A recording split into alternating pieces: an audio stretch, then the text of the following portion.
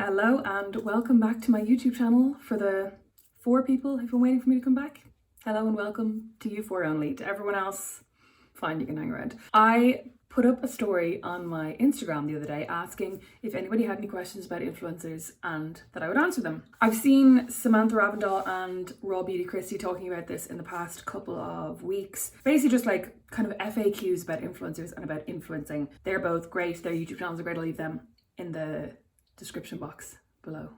Be helpful if I could remember the words for things, wouldn't it?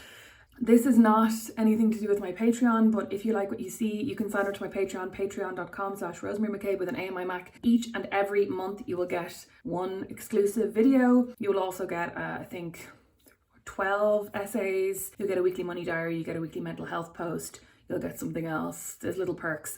But if you want to support me and you like what I do, you can sign up to that, patreon.com/RosemaryMcCabe with an A in my Mac. I didn't get a whole ton of questions, but I did get enough that this video could be very, very long if I don't just get into it. So I'm going to get started. The first one. I like this person. Straight to the point.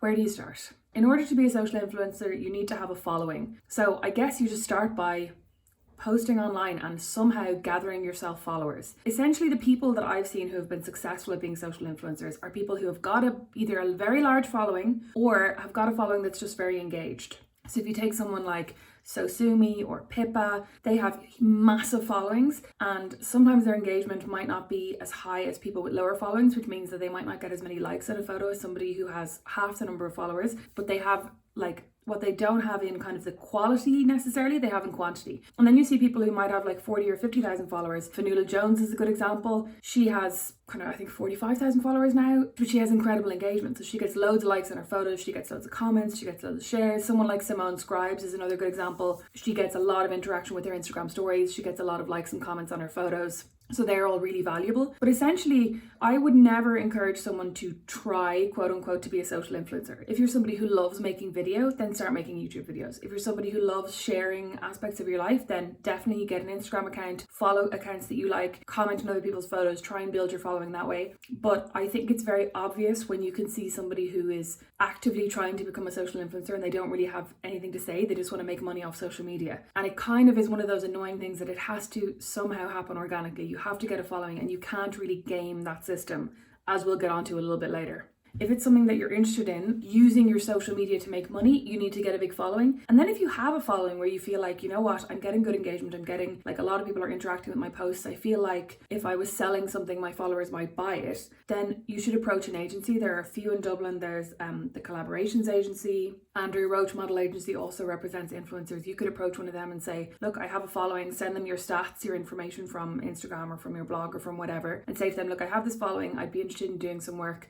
Would you put me on your books? Or if you're somebody who you think you have a very engaged following and you, for example, are always posting about Tampax, you could contact Tampax directly and say to them, you know what, I'm always talking about you, love your product, find it very useful at least 1 week of the month. I would love to work with you on something. So there's absolutely no harm in approaching people yourself. I've done that loads of times. I remember when Bloggers Unveiled got really big, people were kind of afraid that their emails would get exposed and that people would find out that they'd been quote unquote begging for money. And I was always like, there's literally nothing wrong with asking people to pay you for your work.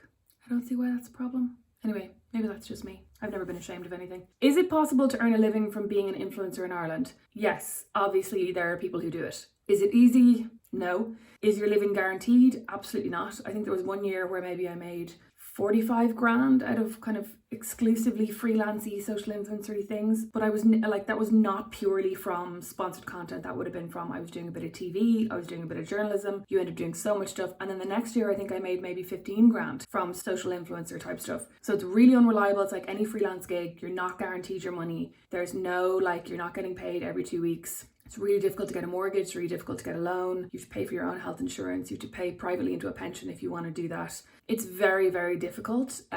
It's very time consuming, and basically, and probably this is why I failed. I think you really need to have the personality for it. You need to be super, super likable. And I hate that when it comes to women, because so many women are deemed unlikable basically because they're women with opinions, when men with the same opinions are considered gas. But it's just really, really difficult. Like somebody like Tara O'Farrell, I think, is kind of perfect for being an influencer because she's actually just so nice. She's so likable on and offline, and she's genuinely a lovely person in real life. I'm an okay person. No, I'm a nice person, but like I'm not that lovely. Basically, unless you can be nice all of the time, it's really difficult to keep people on side, and that's part of being an influencer and having an engaged audience. And you know, it's really difficult. How do brands pay the influencers? I'm not sure if this person means like in cash. No, not in cash. You send them an invoice and then they pay your invoice. Usually you put payment terms, so within 30 days, within 60 days. But if they mean how much do influencers get paid, it widely varies from influencer to influencer. So you could have somebody who would charge €300 to put a post on Instagram. Somebody else might charge $3,000. That is an actual figure that influencers in Ireland charge $3,000 for an Instagram post. So it widely varies. You can look at something like, I saw Raw Beauty Christie in her post talking about Social Blue Book will give you an example of how much you would charge based on your followers and based on your engagement. But I often, like when I was pricing up jobs that I was going to do, I often thought to myself, okay, do I really want to do this? Or is it something that's really fun and it's going to fit in with my brand, and that I like my brand, but fit in with what I'm doing? And is it something I would do anyway? In which case I might offer it like pretty cheap. Be like, look, I'm going to do this vlog anyway. Do you want me to do it like sponsored content? If it's something I really didn't want to do or that was going to take loads of time, be a pain in the arse, I would basically say, yeah, I'll do that for $3,000. Because then I'd be like, if you're going to give me $3,000, I'm going to do it. But I didn't really, you know, it wasn't something that I was totally mad about. So it massively depends. How do brands usually approach influencers to advertise their products? So again, this totally depends on the brand and the influencer. They might have a PR or marketing company that they work with that might have a pre-existing relationship with the influencer. Say, when I worked at Stellar, I would have known a lot of PR and marketing people. When I left, those same people might have said to me, do you want to come and do this paid campaign that we're doing with X brand? Otherwise, the brands will sometimes slide into your DMs themselves and say, hey, we saw that you love Tampax and we really want to work with you. If it's, you know, a brand that you've been tagging, or like say I've been going to the Happy Pear every day for 2 months and I keep tagging them in my posts, they might then slide into my DMs and say, hey, do you want to do a collaboration together? That's never happened. That's like just a random example. So it totally depends. Or if you're with an agency, the brand will then approach your agency and say to them, hey, we have this job coming up. Our budget is X and we want 3 influencers. And the agency might then go back and pitch the influencers to them. So it's not necessarily that the brand is looking for one person specifically, but they'll come to an agency and say, we have this promo coming up for surfboards. Can you give us 5 influencers who would be into surfing? Tell us what kind of thing they would do, what kind of photographs they would provide, how much they would charge, and then they'll have a back and forth like that. If you're doing it yourself, I would often weigh it up the way I said there, like, is it something I really want to do? Is it something I would be doing anyway? Does it fit in with my content? And then I would price it as such. And you often will have a back and forth. So brands will often want you to do something that's very advertising-y. So that's very branded. They want their name everywhere. They want you to say the name of the brand once every 2 minutes. They want to make sure the name of the brand is up top. They want to make sure it's at the end. They want to make sure you include a URL. And you can push back to a certain extent and go, this isn't an ad. This will only work if it's organic and natural and if it fits in with my content. And that's usually what I would have done, is kind of gone, I'm like, you know what, I'm not going to do that, like sit on the counter and pose next to the Tampax or whatever, but I'll do something a little bit different. So again, it does totally depend. But I also think there are some people who, like James Kavanagh, I think does stuff sometimes where it's quite like, here I am with this, but he's so gassed that it works, you know what I mean? So it doesn't look cheesy and it doesn't look like he's trying to take it super seriously or take himself super seriously. There was a funny one recently, Khloe Kardashian did one with, was it Comfort or Febreze or something? And it was all these like bejeweled Febreze bottles in the background. It was gas. But that's the kind of thing that I would never have done, because I'm like, I'm not a model. This isn't a traditional ad and it's just going to look stupid and I'm going to look stupid. What are the do's and don'ts of being a social influencer? I mean, you know what the main do for me is don't lie. And like that incorporates so much. So don't lie about your figures. Don't lie about yourself. Don't bullshit people and pretend to be someone you're not online. Like don't act like you're really into something if you're not that into it, or don't act like you're a super friendly, happy person if when people see you in real life, you're going to be like, get away from me. Because there's just no point and it's too hard to keep up. And Ireland is too small. So if you pretend to be like super outdoorsy and you're really not, someone's going to find out because someone's going to have gone to school with your sister or something. And like, don't lie, then that also takes into account, don't lie about your figures, don't lie to brands about your figures. Like now, kind of 5 or 10 years ago, people wouldn't ask to see your analytics because it was almost like people would kind of go, well, I'm not going to show them that. Whereas now, if a brand is going to work with you and they have any sense, they'll literally say to you, send me a screenshot of how many people saw that post. So you just can't lie about anything because you'll be found out. Similarly, like with the don't lie, don't overly Photoshop your pictures. Like basically, people just get really pissed off if they feel like they've been lied to. And that includes like photoshopping, that includes lying about your figures, that includes pretending to be something that you're not. And I think other than that, being a social influencer is basically performing your own real life, but online. And the further that real life online is from your real life, the harder it will be for you and the more fragmenting it will be. Like psychologically, it gets really difficult to try and keep up an idea. Like even for me, when I was suffering from depression at one point, and I felt like I really needed to come online and perform and be happy-ish. I mean, I was never super happy, but like, you know, be happy and be funny and talk to people. I was like, I don't think I can do this because I'm in this really bad place, but I was lying about it. And I was like, but I can't keep up this lie. And it was really, really stressful. So literally the do is like be yourself, and the don't is don't lie. And they all just tie into don't lie. Would you say it takes a toll on your friendships or relationships? I mean, the thing about earning a living online is that you end up being always on in a really major way. So it's not just like a job where you have your phone there that you can answer calls. It's like everything you do, you're taking a photo to put online, you're thinking about how you're going to write about this, you're thinking about the best Instagram post that you can take. Every outfit you wear, you're thinking, can I take a picture of this? It means that you just, a lot of time where you could be concentrating on listening to your friends and talking to them about whatever it is they're talking to you about, you spend trying to take a good angle photo of your food. I will still take photos of my food. I took one today, but I will try, like when the food comes, I will take a photo and then I will turn my phone upside down and leave it aside, unless I'm waiting for a call from someone important. Do you know what I mean? But I really try to be there when I'm there. So if I'm with a friend, I'm with that friend. If I'm working, I'm working. If I'm with my family, I'm with my family. And I really try harder and harder to do that. And I'm sure if my sister is watching this now, she'll be going, you do not, you're always on your phone. Because I text people a lot. And especially when I'm in the States, when I'm with her in the States, like I'd be on WhatsApp, so I'd be texting my friends a lot. But I really do try now not to spend my whole life documenting my whole life. And I think if you don't do that, if you allow your whole life to become online, if you allow online to take over everything that you do offline, it can really take a toll on your relationships. And it can just be really difficult for people because like one of the things that I found for a while when I was writing kind of observational stuff about my everyday life is that when I would hang out with friends, a lot of them would go, now don't write about this. And I hated the idea that they worried that they couldn't say things to me because it was then going to end up online. I thought this question was very interesting. Is the industry as bitchy and cliquey as it seems? I have never really found the industry, whether that's kind of social influencer, blogging, bitchy or cliquey. And I think that this is an accusation that gets leveled specifically at industries that are female centric or female dominated. I don't think anybody would look at an industry that is dominated by men and say, that seems really bitchy. Like, can you think of any other industry? I mean, maybe hairdressing people think is bitchy, but I think that's literally because it's a lot of women and gay men. I think this is really like seeped in misogyny.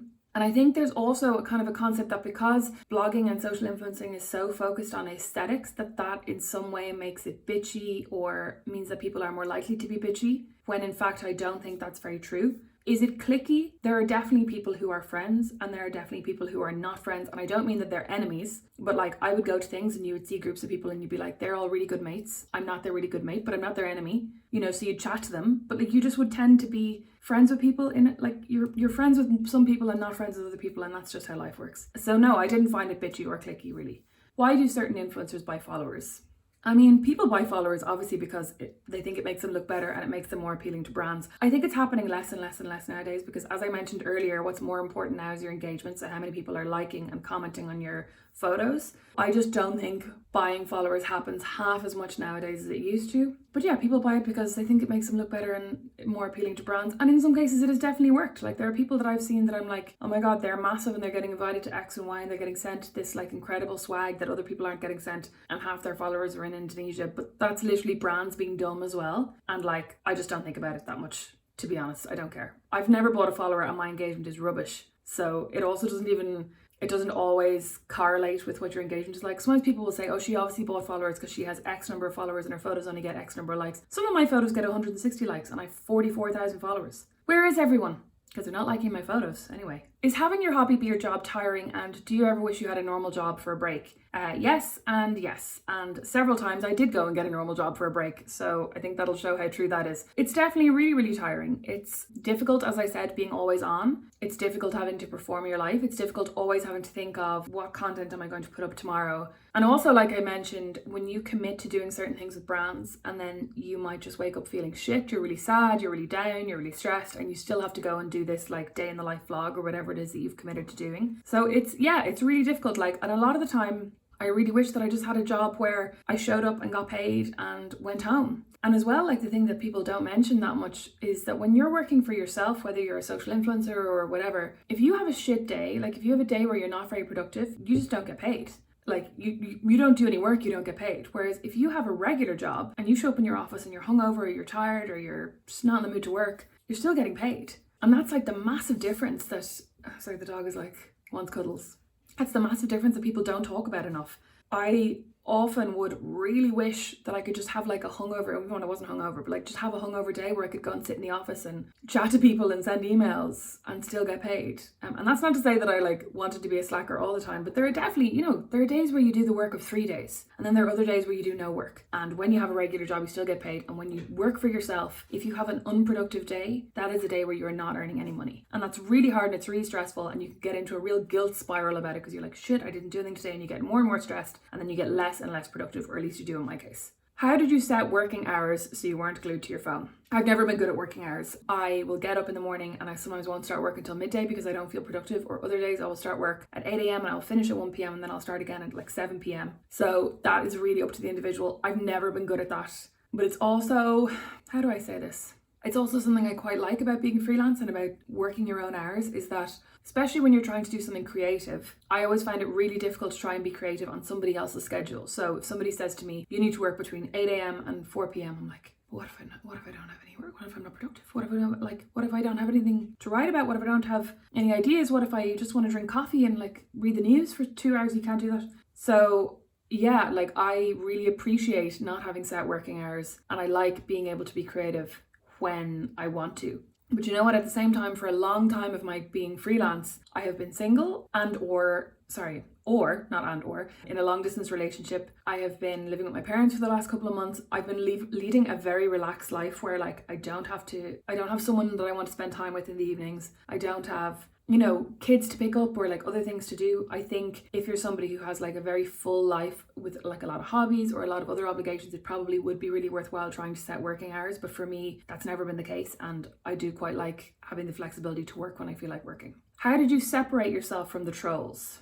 You know what? This is a funny one as well. There were years, probably 5, 6, 7 years, where I literally just did not care what people said about me. It was like water off a duck's back. It did not bother me. I didn't get upset. I was not sensitive about it. I was just like, you know what? I'm not going to be for everyone, and that's fine. And then all of a sudden, and I think it was kind of when I was going through a low phase in my depression, and maybe it's like when you're really mentally well, you have kind of a shell, you know what I mean? That you have a hard shell. And then as I was getting kind of unwell and struggling, it gets more brittle. Cracks start to show and people start to get in, if you know what I mean. And that's basically what happened with me, that like all of a sudden, or like over a period of a year and a half, I used to read what people said about me online. I used to kind of search for it, because I basically would say like, oh, I just want to know what they're saying so that I can know if I'm being misinterpreted And that was true for a while, and then I used to just search for it because I couldn't deal with not knowing what people were saying about me, and then I would take it so personally. And I found it really, really difficult. I found it really damaging